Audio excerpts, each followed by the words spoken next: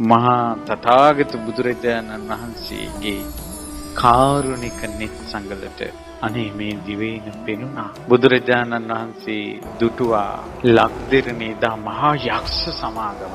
ওই චිත්‍රවල තියෙන යක්කු පළවා හරින්න දුම්මල ටිකකටත් පුළුවන්. එහෙම නෙවෙයි. අතිශයින් භයානකයි.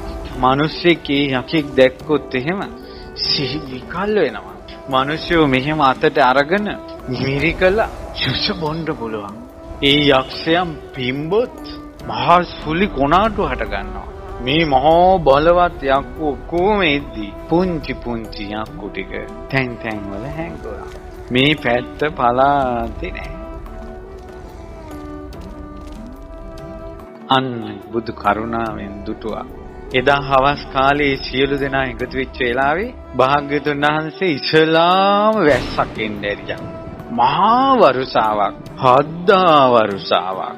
කොහෙන් එනවදෝ සිතාගත නොහැකි වරුසාවක්. තැන් තැන් වලින් මහා ජලය ගලාගෙන යන වරුසාවක්. ඒත් වටපිට බැලුවා. ඒත් ඇති ගන්නෑ මොන්. හැබැයි ඒ ඇත්තන්ට තිබ්බා යමක්. ඒ තමයි මේ වරුසා මේ අහසේ වලාකුළු කටින් පිඹලා යවන්න පුළුවන් ඒ යක්කොන්ට.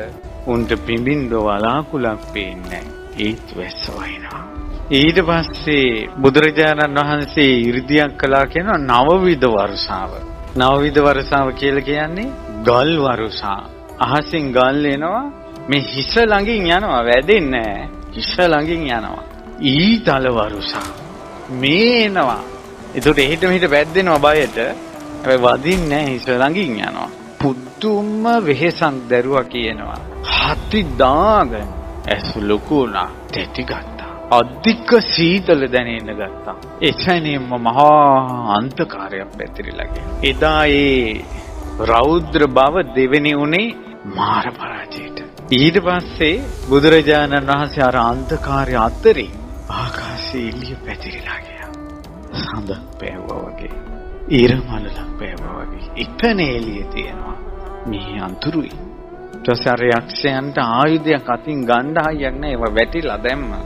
යුද්ධයකට යන්න කතාවක් නැහැ වැටිලා. එකම සරණක් පිහිටක් හොයනවා. ඕන් සීලු දෙනාගේම අපේක්ෂා භංගත්වයට පත්ලා තිබ්බාද ඉවරයි කියලා. උපන් තෙකට අවුරුදු කෝටි ගණන් ආයුෂ ඇති යක්ෂයන්ට කාශ්‍යප බුදුරජාණන් වහන්සේගේ පටන් මේ යුගයේ දක්වා මේ ඝනකඩ බොල් මහ පොළොව යොදුන් ගානක් ඉස්සෙනකල් එවැනි දෙයක් නම් ඕනේ.